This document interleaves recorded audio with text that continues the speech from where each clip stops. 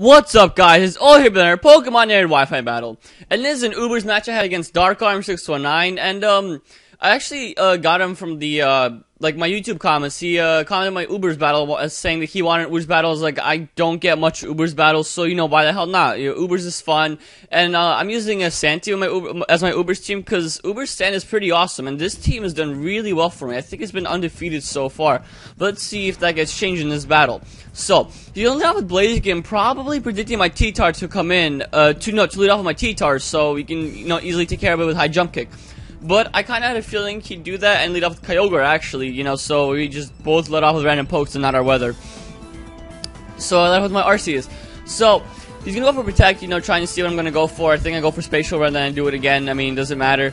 He goes into Blissey, though, which really sucks, because now I can't do any damage to it, so I'm gonna have to switch out, and I'm gonna go into my Tyranitar now, since my Tyranitar carries low kick, and Blissey looks really fat, so it looks really fat, and I'm pretty sure it does weigh a good amount.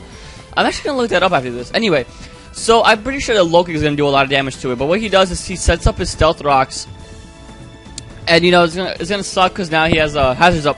Now I'm gonna go for the low kick, obviously, and I guess he was fearing the fighting move, that's why he switches out, or the dark move even, because Blissey can't take physical hits for shit. So he goes into Fortress, and now I know I can't do anything to Fortress. I wish I had Fire Blast on this thing, on my T-Tar, I mean, but it's okay. So I go into my Giratina as he goes for his first layer of spikes. Now that's fine with me. I basically go into Giratina, try to burn his Fortress, since Will-O-Wisp, since Fortress cannot get toxic, and Will-O-Wisp would, help, and also Fortress usually likes to have Earthquake or Gyro Ball, so it would lessen the power of that. And since Uber has really fast Pokemon, Gyro Ball won't be doing as much. Now he goes for his second layer of spikes here, which really sucks because I'm basically letting him set up on me. So now I'm actually starting to get worried, since now he has spikes and 2 layers of Stealth Rock. 2 layers of Stealth Rocks, 2 layers of spikes and Stealth Rock. He's actually doing about 30% damage to my pokes every time I come in, which really sucks. So he's gonna go for spikes and get his 3rd layer up. So I'm just letting him set up all over the place. It really sucks. And for some reason here, I really don't predict a switch into his Blissey when it should have been fairly obvious. Oh wait, actually, yeah, he goes for Protect first. So I see this Fortress has Toxic Spikes. Oh wow, I kind of spoiled that. His Fortress also has Toxic Spikes, but he has Spikes, Toxic Spikes, Protect, and I don't think I remember him see. I don't think I saw him use the last move. Anyway, we're gonna go for Fire Blast, and I'm gonna, predict maybe something else to switch here, but I go for Judgment anyway for Stab. I have a Water RC, so it's Water Stab, but I mean, he could have switched into Kyogre, but still.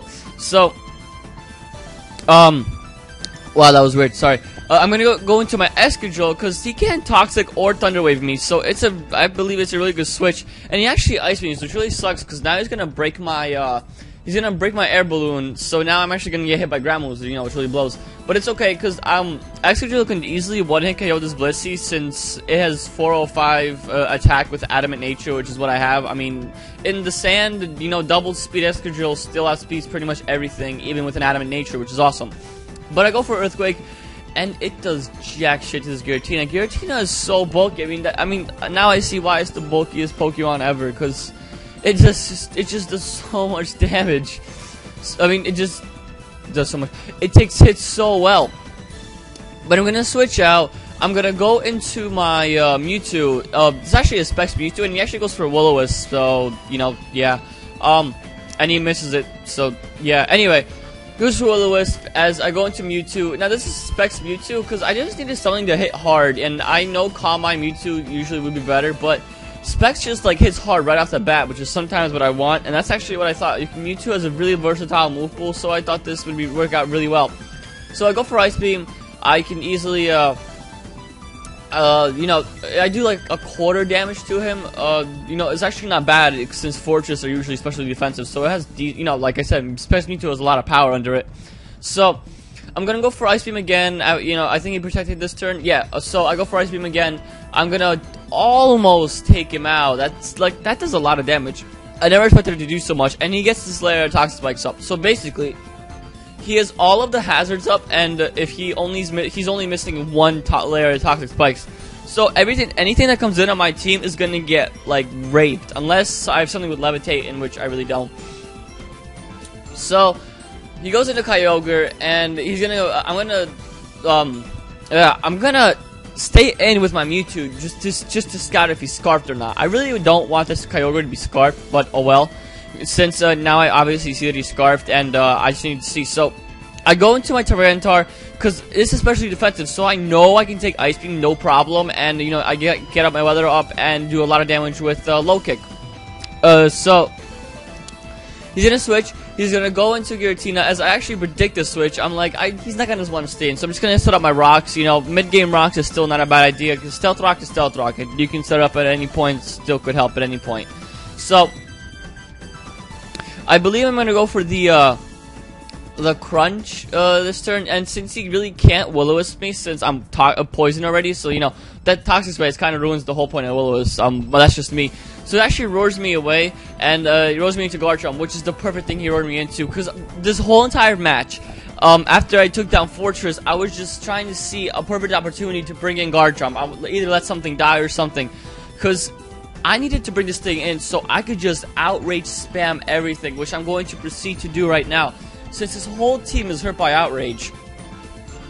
So that's exactly what I go for. I take out the Giratina, and now I believe he's gonna go into his Blaziken, if I'm not mistaken. Yeah, he's gonna go into his Blaziken, trying to see if you know, he can get a double protect, which is kind of a dick thing to do. But I mean, I would probably done the same thing, because like Johnny Scarf Chomp really does threaten his team after Fortress is dead. So I don't blame him for trying to pull this. But I don't think what he realizes is that he reset my outrage turns, so now I can have another 2 or 3 turns to outrage without confusion, which is awesome. He does fail to get the double protect, which is awesome, because you know that wouldn't hacks, and yeah, it would have sucked.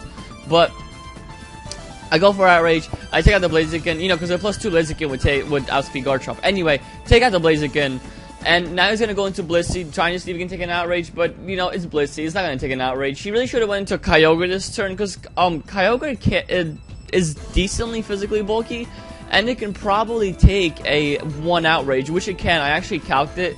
Well, actually, I'll explain it later.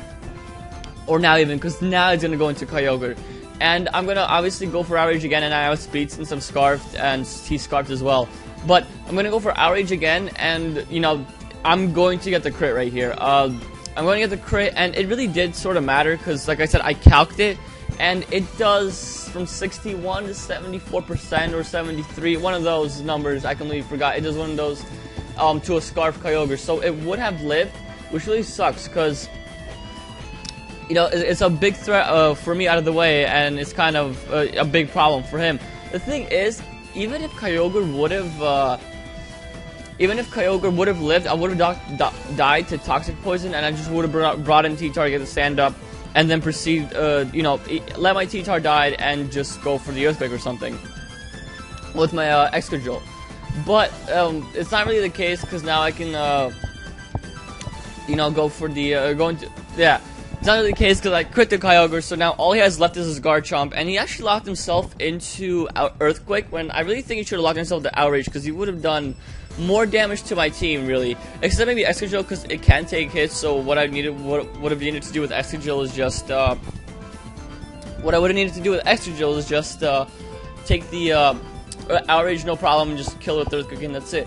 But either way, I'm just going to bring in my Giratina. I'm going to go for the Willows, trying to burn the thing, burn the Garchomp so it does even less damage, in which I do, which is awesome, because now I live in Earthquake with, you know, because Giratina is so bulky, and now that he's burned, I can actually live in Earthquake and just proceed to go for the rest. So now this Garchomp really just can't do anything to me, and, you know, we both basically know that's my game. Now I go for Sleep Top and get the Will-O-Wisp, and you know, it's whatever. I'm just trying to get the Dragon Tail so I could easily just take out this Garchomp, and that's it. But he goes for Earthquake again, and I'm going to do the exact same thing, and again, I'm going to get the Will-O-Wisp, I think. So, I'm going to switch out this turn, completely forgetting. I don't know how I forgot, but I completely forgot that I'm going to wake up this turn, and, you know, I could have just went for the Dragon Tail right here. But I didn't do that. I actually made this match even longer while going into T-Tar, letting him die to Earthquake after the residual damage. Because look how much that does. Like, letting him set up all of that was so dangerous. Because now he's gonna go for the Earthquake. He's gonna, you know, take out my not Blissey, Tyranitar, And you know, right here I'm just gonna go into my Excadrill. Since Excadrill, you know, gets the boost from Sand Rush, and even though he's Scarfed, +2 is better than +1.5 or +1. You know what I'm saying. But either way, take him out, and you know, that's the game. So I hope you guys enjoyed this battle. It was a really good battle. Darkarmed619. Thanks for you know, asking for that Ubers match, because I like Ubers and I don't get to play it much. But guys, I hope you enjoyed this battle. Rate, comment, subscribe. I also leave this channel in the description just in case you guys want to check it out. Anyways, rate, comment, subscribe, and I will see you all later.